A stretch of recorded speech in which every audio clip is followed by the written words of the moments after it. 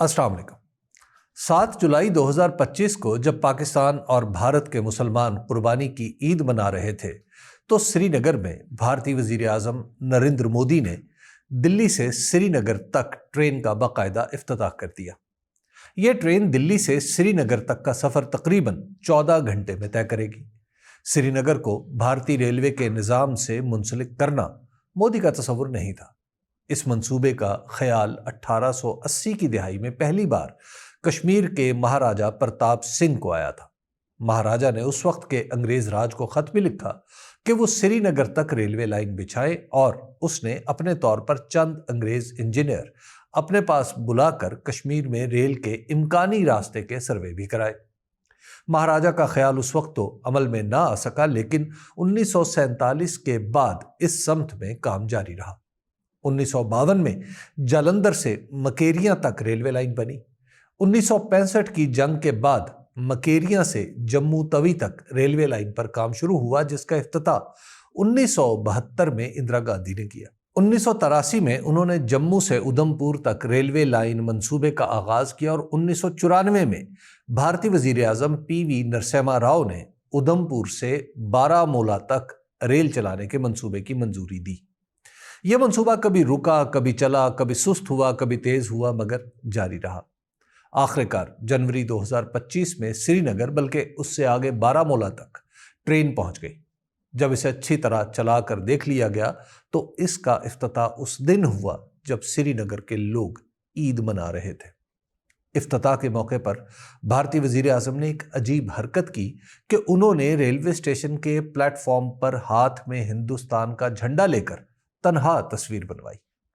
اس تصویر میں یوں لگتا ہے کہ نریندر مودی نے کشمیر فتح کیا ہے۔ ہندتوا جیسے نفرت پرور نظریے کے پیروکار کا یہ انداز کسی منصوبے کی کامیابی کی خوشی سے زیادہ ایک سیاسی پیغام ہے جو کشمیر کے مستقبل کے بارے میں بھارتی منصوبے کی خبر دے رہا ہے۔ اس کا اظہار یوں بھی ہوتا ہے کہ سری نگر پہنچنے والی پہلی ٹرین کو وندے بھارت ایکسپریس کا نام اور گیروا رنگ دیا گیا ہے، جو ہندو انتہا پسندوں کا رنگ ہے۔ بھارت میں سری نگر تک ریلوے لائن کو اسٹریٹجک یعنی دور رس نتائج کا حامل منصوبہ بتایا جا رہا ہے۔ اس کا مطلب ہے کہ کشمیر پر بھارتی قبضے کو دوام دینے کے لیے یہ ریلوے لائن اہم کردار ادا کرے گی۔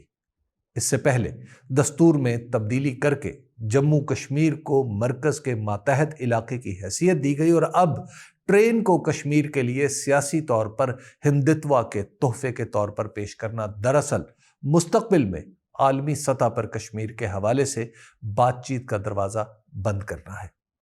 یہ ریلوے لائن محض مسافروں اور سامان تجارت کی نقل و حمل کے لیے ہی نہیں۔ بھارت اس ٹرین کے بارے میں کھل کر کہہ رہا ہے کہ اس کے ذریعے جموں سے بھارتی افواج کو بارہمولہ یعنی لائن آف کنٹرول تک پہنچنے میں 7 کی بجائے 3 گھنٹے لگیں گے۔ جموں سے بارہمولہ تک ریلوے لائن بچھانے کے لیے بھارت نے 3 ارب 20 کروڑ ڈالر خرچ کیے ہیں۔ اس راستے میں دریائے چناب پر دنیا کا بلند ترین پل تعمیر کیا گیا ہے، جو 2 پہاڑوں کو آپس میں ملا رہا ہے۔ لوہے کا بنا یہ پل دریا سے 11,215 میٹر کی بلندی پر بنایا گیا ہے۔ اسی ٹرین کے لیے پیر پنجال کے پہاڑی سلسلے میں 11 کلومیٹر سے زیادہ لمبائی کی سرنگ بنائی گئی ہے، جو اس وقت تک بھارت کی سب سے طویل سرنگ ہے۔ اس حوالے سے حیرت کی بات یہ ہے کہ پاکستان نے اس ریل منصوبے پر کوئی اعتراض نہیں کیا۔ حالانکہ جب چین پاکستان معاشی راہداری یعنی سی پیک کے تحت گلگت بلتستان میں سڑکوں اور ریل کے منصوبے بن رہے تھے تو ان پر بھارت نے اس لیے اعتراض کیا تھا کہ گلگت بلتستان ایک متنازع علاقہ ہے۔ حالانکہ سی پیک کوئی دفاعی معاہدہ نہیں بلکہ تجارتی راہداری ہے، جبکہ بھارت نے نئی ریلوے لائن کے مقاصد بنیادی طور پر دفاعی رکھے ہیں۔ مقبوضہ کشمیر کے علاقے لداخ پر چین کا بھی دعویٰ ہے۔ اسی لیے چند روز پہلے پاکستان کے وزیر خارجہ اور نائب وزیر اعظم اسحاق ڈار نے کہا تھا کہ کشمیر محض پاک بھارت تنازع نہیں بلکہ اس میں چین بھی شامل ہے۔ چین اس حوالے سے اپنا موقف کھل کر بیان کرتا ہے، اور لداخ میں کچھ علاقوں کے کنٹرول کے لیے 2020 میں چینی اور بھارتی دستے ایک دوسرے کے سامنے بھی آ گئے تھے۔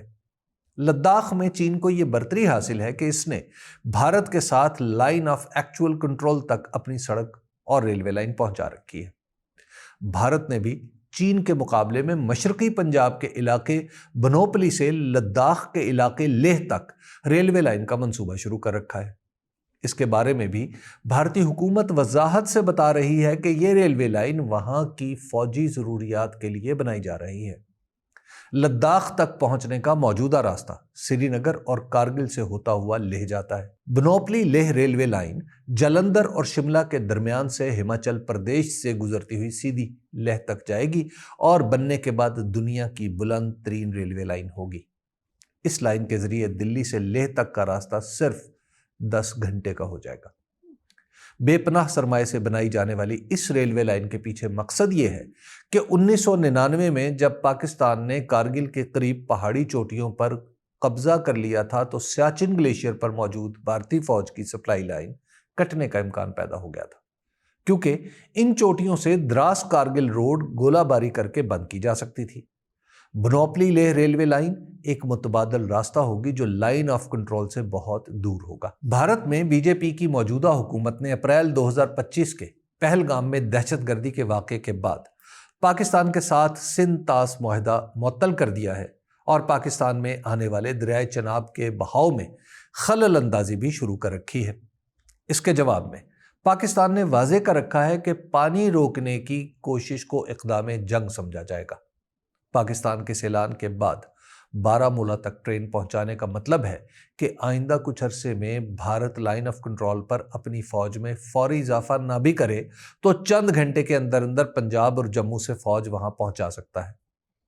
بارہمولہ میں بھارتی فوج کا مطلب ہے لائن آف کنٹرول سے فقط 29 کلومیٹر کا فاصلہ۔ گویا سری نگر تک ریلوے لائن محض انفراسٹرکچر کا منصوبہ نہیں بلکہ اپنی فوج کی سپلائی بہتر کرنے کے لیے فوجی حکمت عملی کا حصہ ہے۔ اس کے علاوہ نریندر مودی کی پچھلے چند دنوں کی جارحانہ گفتگو، پاکستان پر مسلسل دہشت گردی کے الزامات اور دنیا کے مختلف ملکوں میں وفود بھیج کر پاکستان کو بدنام کرنا ایسے اقدامات ہیں جو دوبارہ بھارتی جارحیت کا خطرہ پیدا کر رہے ہیں۔ یوں بھی پاکستان سے مئی میں فوجی ہزیمت اٹھانے کے بعد بھارتی حکمران جماعت بی جے پی میں نریندر مودی، راج ناتھ سنگھ اور امیت شاہ کی تکون اپنی سیاسی زندگی کے سب سے مشکل دور کا سامنا کر رہے ہیں۔ انہیں ان کی اندرونی سیاسی مشکلات سے نکلنے کے لیے کوئی ایسا واقعہ چاہیے جسے وہ اپنے ووٹروں کے سامنے پاکستان کے خلاف فتح کے طور پر پیش کر سکیں۔ اپنے مقصد کے لیے بھارت کی یہ انتہا پسند تکون جنوبی ایشیا کو جنگ میں دھکیلنے سے بھی گریز نہیں کرے گی۔ پاکستان کو اس کا بہر صورت جواب دینا ہوگا اور ایسے دشمن کے مقابلے کا بہترین ہتھیار قوم کا اندرونی اتحاد ہے۔ اتحاد ہوگا تو جنگ کے لیے اقتصادی اور سفارتی حکمت عملی بھی زیادہ مؤثر ثابت ہو سکے گی۔ شکریہ۔